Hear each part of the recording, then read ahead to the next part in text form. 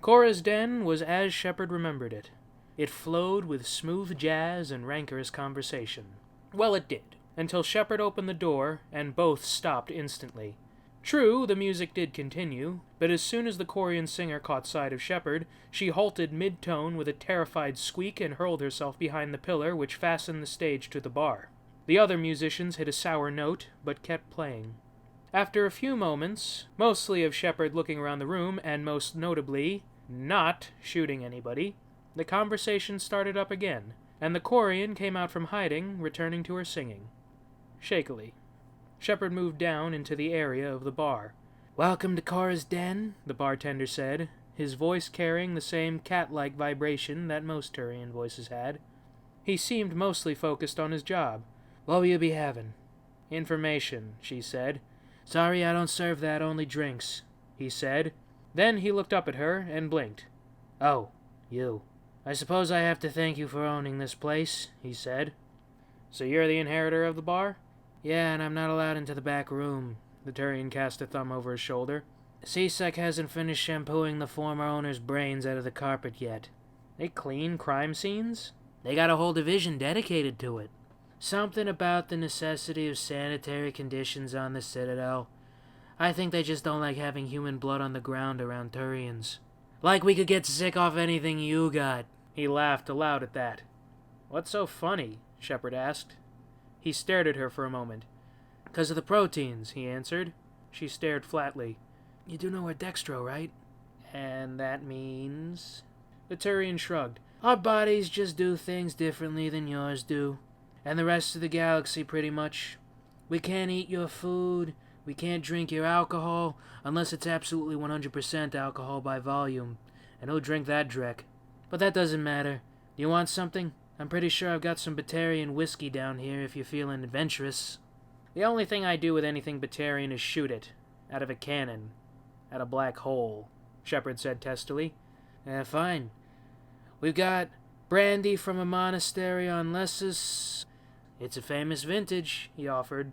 "I'm looking for a Turian general. Anybody like that in here?" She waved the bottle of blue liquor aside. "Well..." He craned his neck and pointed to a booth in the corner, where a dark-skinned, or plated, Turian was staring up at the jazz quartet, his gaze distant and unfocused. "We've got one guy who keeps going on about discipline and the fate of traitors. I figure he's just an angry drunk. Honestly, if you're his ride home, I'd be quite thankful." "I'm something like that," Shepard said, cracking her knuckles and moving to the booth.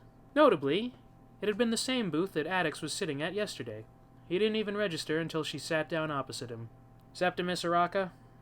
He finally turned away from the Korean and stared at her, his mandibles twitching around very sharp teeth. "I'm he. And who would that make you?" "Somebody who really should have better things to do," Shepard said. "You've been causing a lot of problems for Shire with the things you've been saying." "Good," Araka slurred slightly. "Maybe she'll feel 1,000 times the pain of that she's given me. Then the galaxy will be just in proper place. A just and proper place." His head dipped until his brow almost pressed against the tabletop. He shook it slowly. "I've seen so many horrible things in this galaxy. There was only one woman who could make me forget them. And she rejected me. Me! Septimus Oraka, General of the 7th Turian Fleet." Shepard shook her head in disdain. "Some general you are. Getting shit-faced because an Asari turned you down. Have you ever thought about how bad you're making Turians look? That they can't even stand a little bit of rejection? No wonder we managed to press you right to the Trebia relay. You roll over at the first sign of resistance." "You wouldn't have made it past that relay, I assure you," Araka said, slowly throwing off the paralytic inebriation. "We would have crushed you into dust if you tried coming through.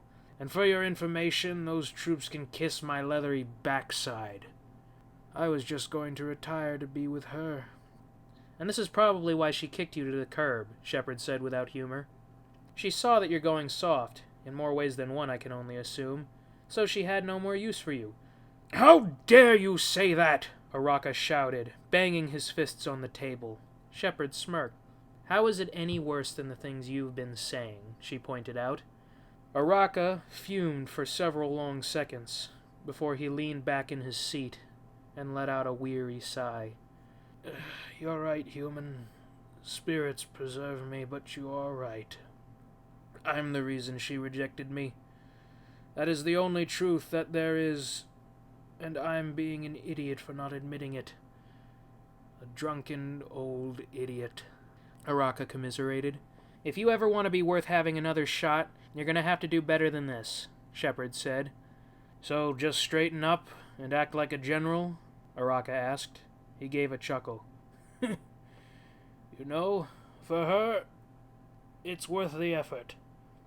Even if she won't take me back, she's worth trying. Good, she said, turning away. One more thing, human. One more thing, human, the Turian said. She moved back to the table, but didn't sit down. Some of the lies weren't exactly lies. There was an Elcor whom I learned some compromising things about. I made it seem like they were being spread around by her. Take this manifest. It shows how I got the information. Tell him where it really came from. She doesn't deserve...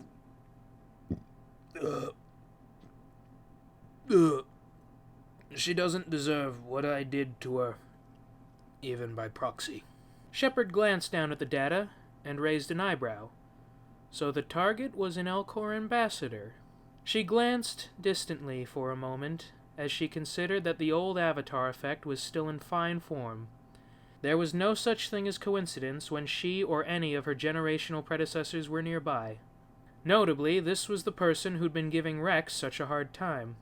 All right, I'll deal with this. And you, just drink whatever the Turians use for coffee and shape up.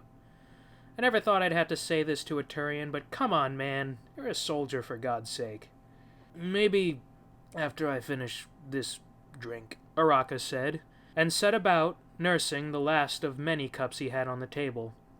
Shepard just shook her head. Sometimes she wondered why she even bothered.